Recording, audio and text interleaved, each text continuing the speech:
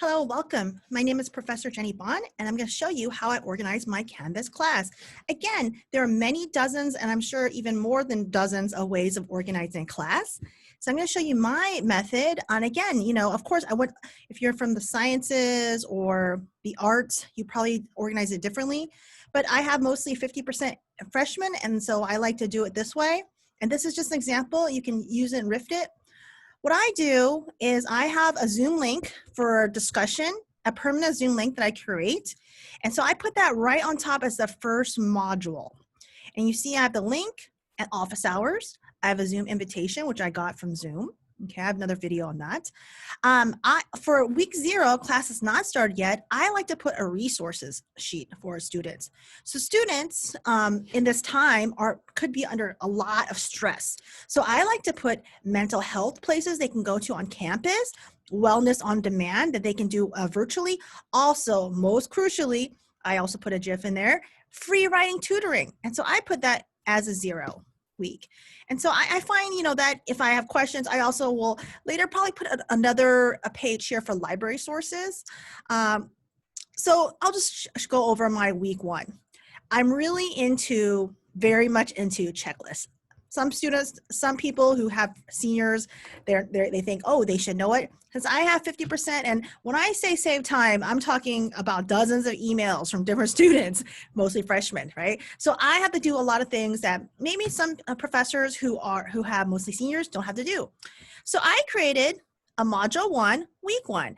I named it module 1, week 1 because students who have never taken online class are very discombobulated when they see the word module. They're like, what does that mean? But they do know what week 1 means. And of course, I have a syllabus that accompanies this. So I created a page, and I'm going to show this page. Let me get myself out. Okay. All right. So I have a checklist. So here I'm into class objective. So every week I have a class objective and a class outcome. So here I put welcome and introduce yourself. Okay.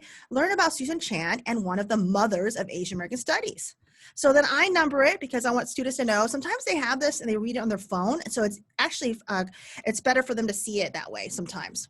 Sometimes I also have to think about myself like, oh, they're not going to look at it on the computer. They're going to use their phone. So sometimes phones like change the way sentences are done, but you can't change it if it says number 1.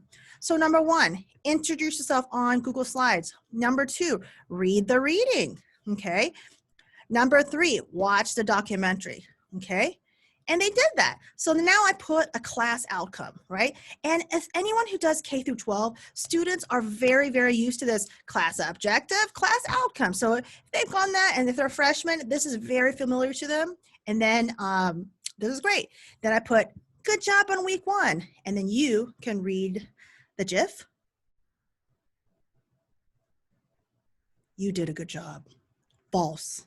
You did an awesome job. Okay, Dwight. The office. All right. And so for my reward, every week I usually I put in YouTube videos, something with the week, but I put do a 2-minute guided meditation or yoga. And so again, this is something good, great. That's how I do it for my classes. And so week 1, I kind of want to make it easy, and it's a 2-page reader. So even if they miss it, they can still do it. Here is the reading. This is my Google Slides where you introduce yourselves. This is the actual reading. And this is the documentary that they're supposed to watch, okay? So that's it. That's all they do first week. Now, the second week is basically the same. I have a to-do list again, but I require a precis, which is a summary. And then I'm going to click in here. It's 10 points, okay? So I like to do, again, precis 1, which is a journal summary. I go learning objective, critically engage with the reading by writing a summary to critically think and interact with fellow students to get a deeper understanding of the topic. Apply historical readings to present-day situations. Now here, I put recommended. These are directions. 1, very crucial. I put it is due Sunday, 11:59. This is crucial. And then I put no late summaries are accepted. You must write about the weekly reading. And the first 3 pages, summaries, paragraphs of the 4-paragraph summary is about the reading. And the fourth paragraph is your opinion. So you upload it onto Canvas and you have to comment on 2 other students' summaries in class. And it's due by Sunday, again, Sunday at 11:59. Then you put a meme. If it's not late if I turn it on time. And then I put the end, learning objective. And of course, I want to add some sort of reward at the end.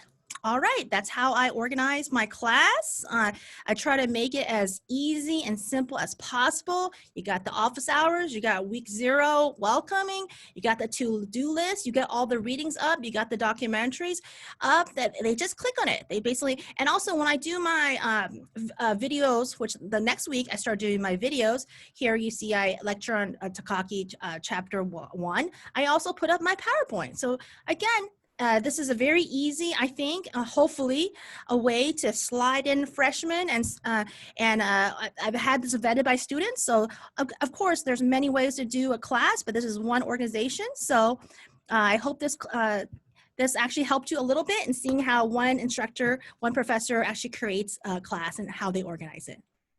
All right, have a wonderful day.